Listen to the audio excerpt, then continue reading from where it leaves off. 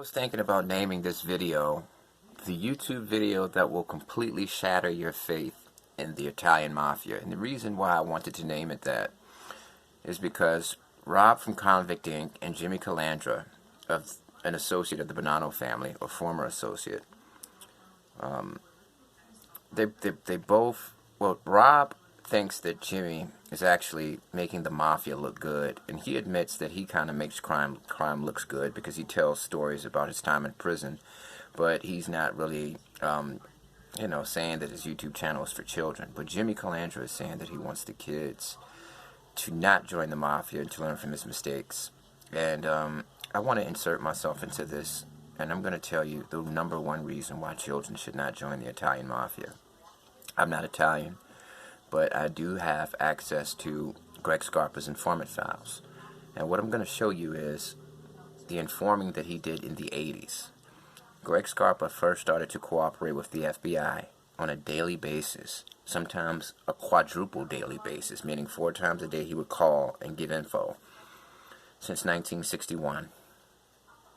And that's when the reports are actually documented. But they say that he was actually cooperating in 1956. And what I've learned through my contacts is that the Mafia has never been about omerta. It was always just a joke. Many people, the biggest guys in the Mafia, were also informing just like Greg Scarpa. They had FBI contacts, and they would call and give them information, and they would get paid for it. And it was a beautiful system for them because they never had to show up to court, because the FBI wasn't necessarily trying to build a particular case. They just wanted intel. This is before they were bugging places, and could when the courts made it easier for them to bug places and bug cars and stuff like that, before RICO was used, because the first time it was used was Albert Anastasia's brother in late 70s. The first time it was used effectively was 85. Prior to that, police had a hard time getting info on them. And they had massive amounts of info on them, not from their own police and detectives, but from the mobsters themselves. Now let's read. Okay. Alright, now I've been looking at the flash on the camera, so I'm going to have to make this bigger so I can read it. Okay. Let's go to 1981. Source advised that Redacted is not known to be a member of the Colombo family.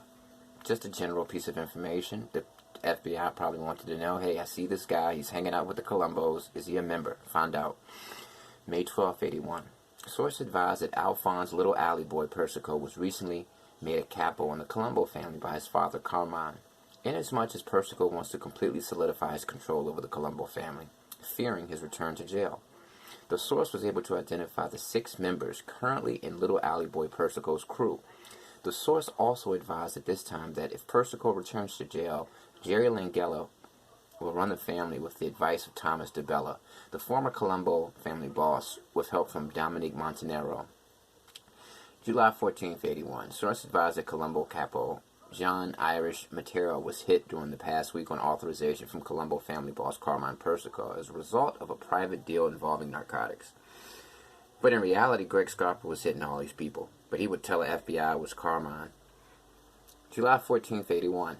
Source advised that Colombo capo Andrew Russo was still in hiding, but maintains contact with his illegal activities and interests in the New York area through Anthony Chucky Russo, noting that Chucky Russo was in frequent contact with Andrew Russo. Genovese family,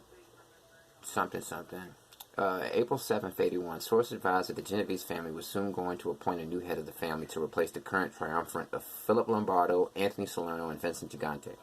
Source advised that the choice would probably be between Salerno and Gigante. May 12, 1981. Source confirmed the identities of 6 members of the Genovese family, which heretofore had been not confirmed as being members. So basically he told the FBI about a couple guys who were members that the FBI didn't have documentation on. May 12, 81. Source advised that Bonanno family boss Rusty Rastelli is cleaning house by having Sonny Black Napolitano hit dissenters in the family. Source advised that Sonny Red Indelicato, Dominique Trincia, and Philip Giancone had been hit as a result, and numerous Bonanno members are now in hiding. Source said that many members who were with Sonny Red will probably seek help from the other La Cosa Nostra families to come back into the New York area without fear of being hit, noting that this is a common way of saving face and having a way to return. So he would actually explain a situation, and then he would tell the FBI if this is a common practice or not.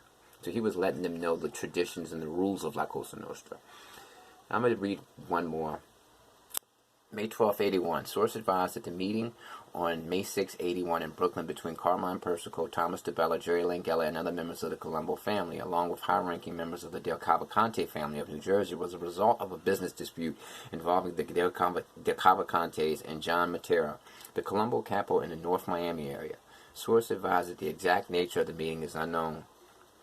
So yeah, imagine if every single top capo in the Italian mafia in every family, Bonanos, Colombos, Genovese, had an FBI contact, and they were just giving them general information 2 to 3 times a day. So, Omerta, it never existed.